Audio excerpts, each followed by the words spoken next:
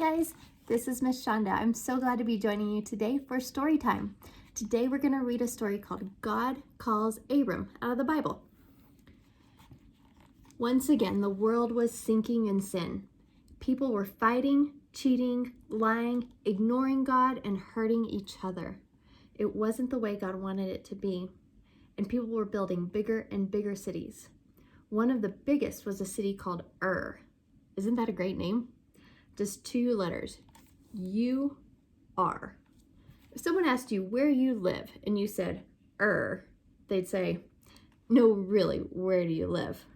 And you'd say, and they'd say, stop making that noise. Where do you live? That'd be fun. But we don't have many cities with names like today. We have Chicago, Birmingham, London, Dubai. Ooh, that one's kind of fun to say. But not as much fun as a name that sounds like your stomach growling. But back to our story. There was a man living in named Abram. You probably know of him as Abraham because later on God changed his name. But before he was Abraham, he was Abram. And Abram lived in with his family. When I say family, I don't mean his mom and his dad. I mean his mom, dad, sisters, brothers, uncles, aunts, cousins, second cousins, third cousins, and on and on. You see, in the ancient world, you were safer if you were in a big group. You were less likely to be robbed or attacked by another group of people if your group of people was really big. Going out on your own in the ancient world was a dangerous thing to do, so people didn't go out on their own. They stuck with their families.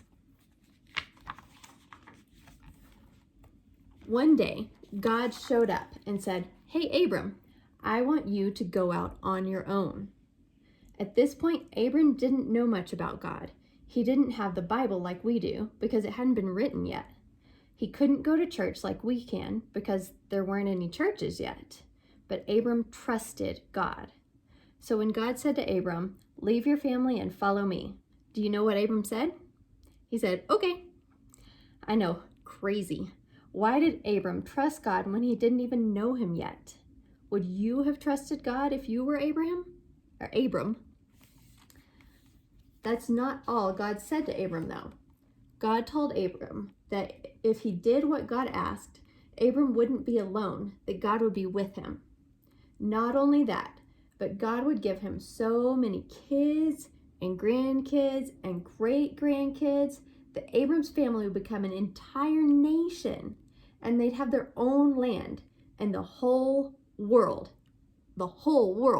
would be blessed, given an amazing gift through Abram and his kids.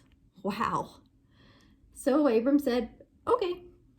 He left his family, he left his country, he left everything behind and wandered off into the middle of nowhere, following a God he had just met.